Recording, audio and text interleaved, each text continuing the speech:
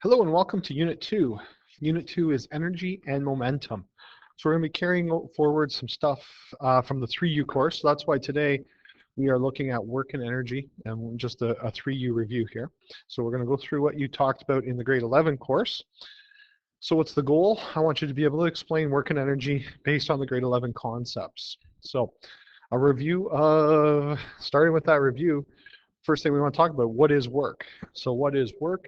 So we know from our definition last either year or semester, depending on the student here, it is the transfer of energy from one form to another. So we're looking at a transfer of energy to occur in order for us to have work.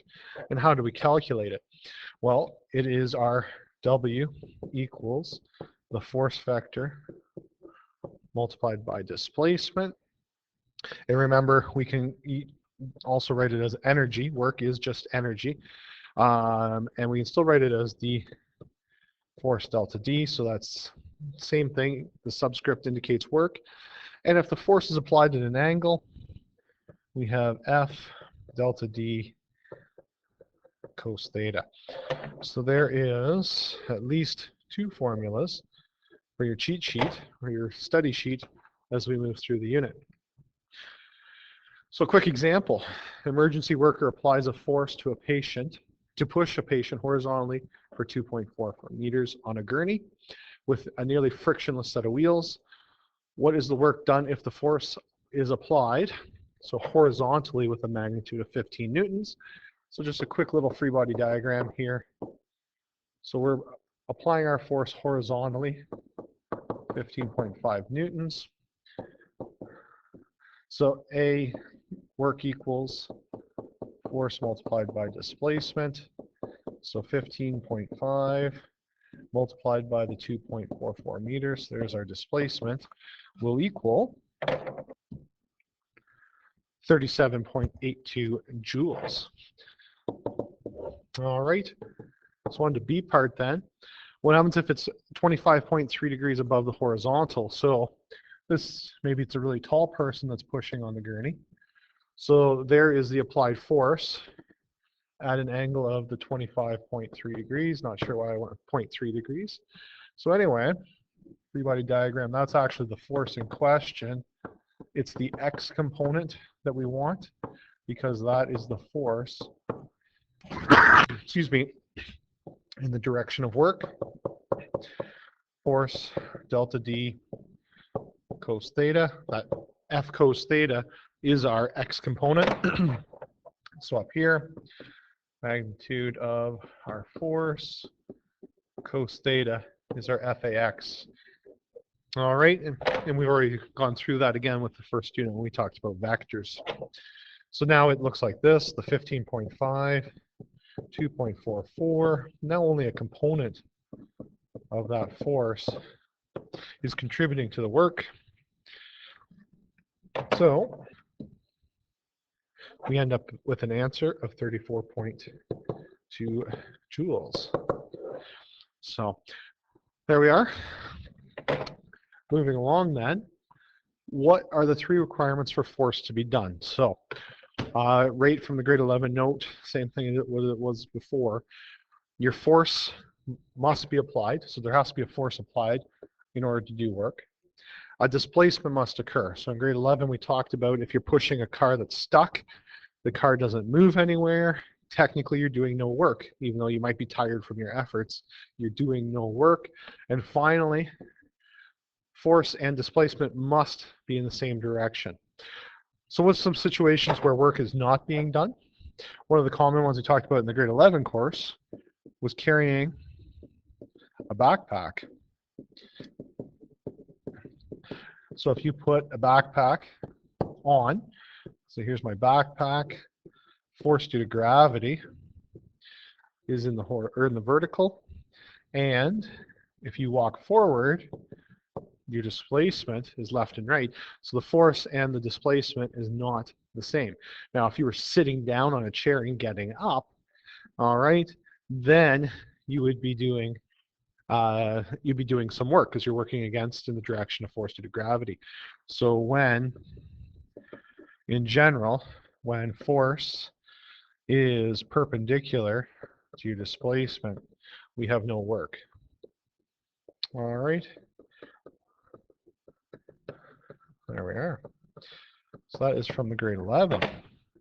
As we move forward here, let's talk about kinetic energy, and that is the energy of motion. So objects that are in motion contain a certain amount of energy.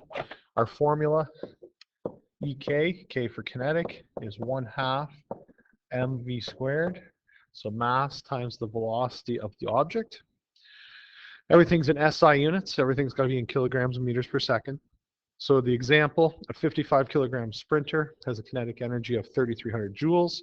What is the sprinter's speed? So by saying speed, I don't need to worry about the direction as forward or back. So I'm just looking for the magnitude here. So EK would equal 1/2 mv squared.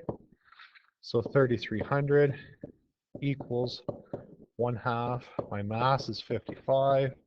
And now I got to isolate for v squared. So I'm doing the quick calculations here. 3,300.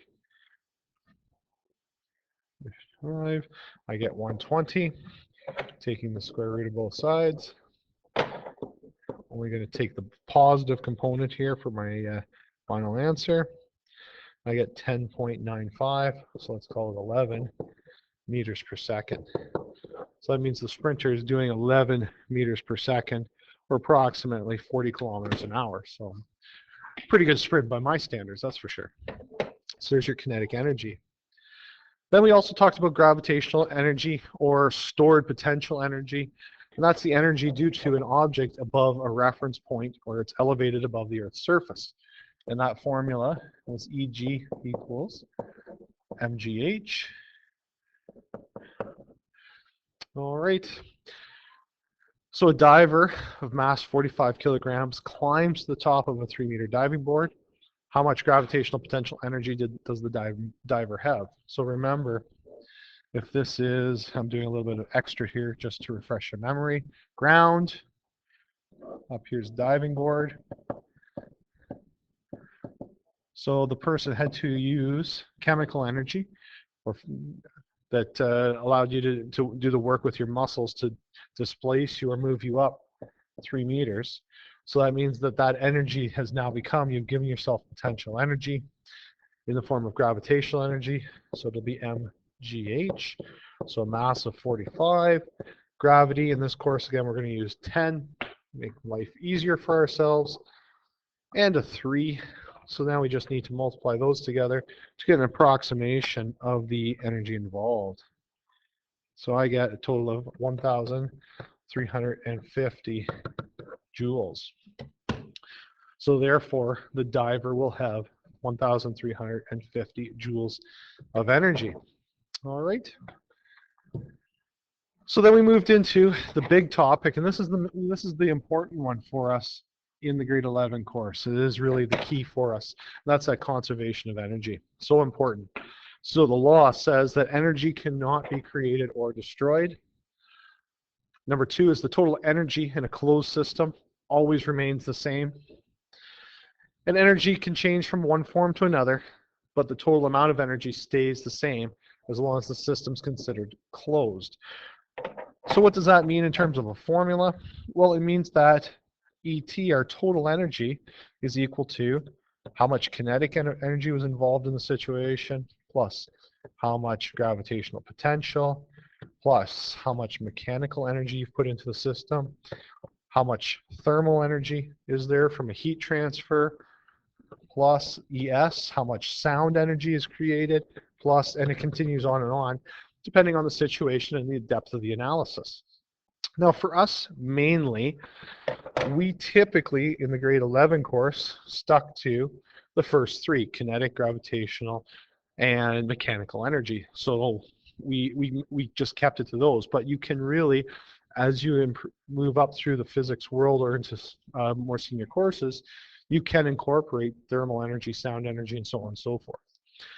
Now, for the most part, again, our focus in the 4U course is just going to be those first terms there. So that's typically what your equation is going to look like for the most part of this course. So here's an example. Boy throws a half-kilogram stone at a meter per second toward the ground from a balcony 3.2 meters above the ground. So here's the boy up here.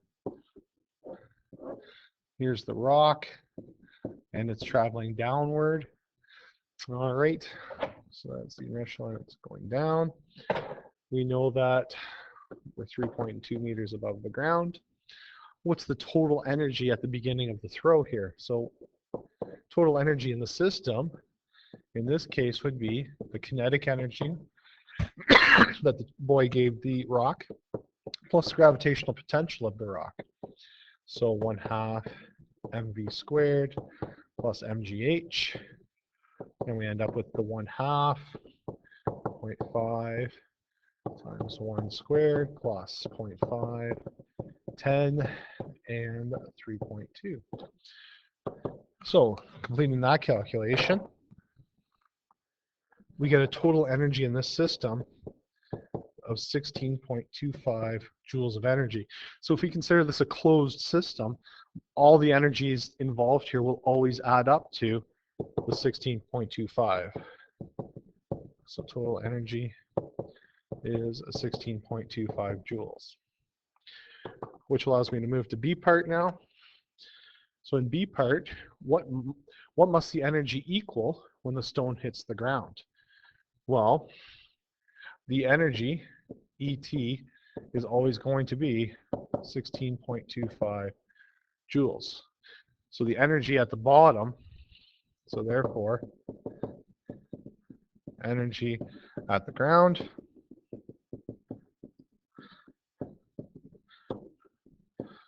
must be 16.25 joules. All right, doesn't change. So that means for C part, what's the velocity when the stone hits the ground? Because at the bottom of this throw, remember, when the stone reaches the ground here, the height is going to be 0 meters, which means that your gravitational potential energy will be 0, because in that formula, mgh, the h is 0, it makes it go to 0. So that means that EK is going to equal ET at ground level. So that means the kinetic energy will be 16.25, 1/2 our mass, and then we got to figure out some value there. So we're going to find our velocity, multiply that by essentially 4. So 65 equals our v squared. We're going to take the square root of both sides. And when you do that, we get a total of 8.1 meters per second. All right, so that entire amount of energy, that total amount of energy, was converted from a combination. So we're talking about a combination of kinetic and gravitational to pure kinetic. Okay, so you're just being aware of that relationship that exists between all our forms of energy. Now I have one short example left, as you can see in the note. I'm going to move to the next video so I'm not rushed to complete that, and then you're on your way with the review for your grade 11 energy.